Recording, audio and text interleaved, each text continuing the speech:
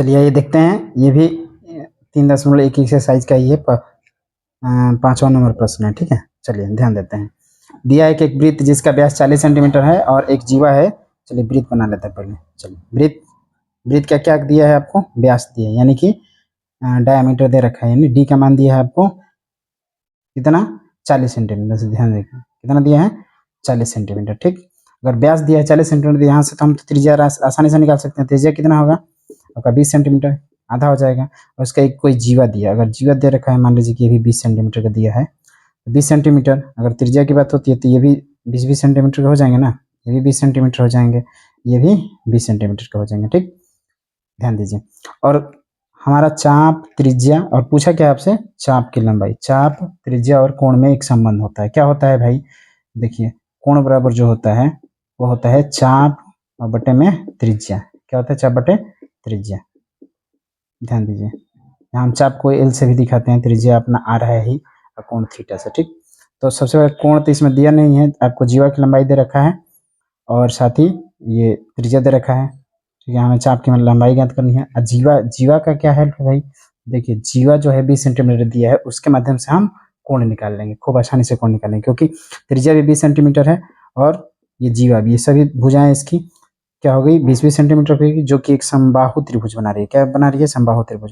जबकि जब सभी भुजाएं बराबर होते हैं, इसके सभी कोण भी बराबर होंगे, यानी कि प्रत्येक कोण बराबर होंगे, यानी प्रत्येक कोण कितने अंश के हो जाएंगे, 60 अंश के। कितने अंश के हो जाएंगे, 60 अंश के। क्यों होंगे, क्योंकि त्रिभुज के तीनों कोणों का योग कितना होता है, 180 अंश होता है। सभी कोणों को जोड़ेंगे तो 180, और चूंकि सभी बराबर हैं तो 180 बटे 3 कर देंगे, यानी कि हमें क्या निकल के आएंगे, प्रत्येक कोण 60 अंश के निकलेंगे। तो हमें तो कोण ज्ञात हो गया यहाँ से, और त्रिज्या हमें पता ही है। तो यहाँ से अगर चाप निकालते हैं हम लोग, चाप, चूंकि छोटे चाप की ही बात कर रहा है, छोटे चाप की, छोटे कोण से निकालेंगे। अगर बड़े चाप के कहता है तो हम लोग बड़े कोण ले लेते, इस तरीके से, इतना 360 में से 300 अंश ले लेते, ठीक। ये छोटे चाप को ही ज्ञात करने के बाद कहा है, तो छोटा चाप जो होगा क्या हो जाएगा, यहाँ कोण गुणे त्रिज्या हो जाएगा, कोण और गुणे में कर देंगे त्रिज्या, ठीक।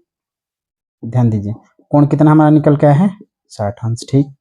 और 60 अंश निकल के आया है, इसको हम चाहें रेडियन में चेंज कर देते हैं। रेडियन में चेंज करके कितना हो जाएगा, पाई बटे 180 से गुणा करना पड़ जाएगा, और त्रिज्या हमारा कितना है, 20 है, ठीक। ठीक है, चलिए देखिए, ये 0 से 0 खत्म हो जाएगा, ये ठीक, 2 से ये कितने बार में कटा, 9 बार में, और ये 9 से कटा सकते हैं, कितने बार में कट जाएगा, जैसे सबसे बढ़िया इस तरीके से कटा देते हैं ना।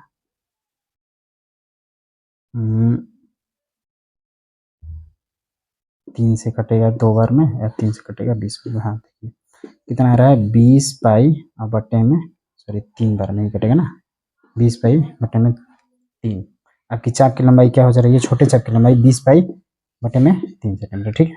ध्यान रखिएगा, 20 पाई बटे में 3 सेंटीमीटर, इसको ध्यान रखिए, यही आपका चाप का लंबाई निकल जाएगा। और संगत चाप छोटे चाप की लंबाई है। बड़े चाप की निकालने के लिए हम क्या करेंगे, और बड़े कोण की बड़ा कोण माप ले लेंगे। अगर बड़ा कोण लेना हो तो हम क्या करेंगे, 360 में से, क्योंकि एक वृत्त के अंदर टोटल कोण कितने का होते हैं, 360 अंश के, तो ये छोटा कोण 60 अंश माइनस कर देंगे और 300 पर निकालेंगे, ठीक है।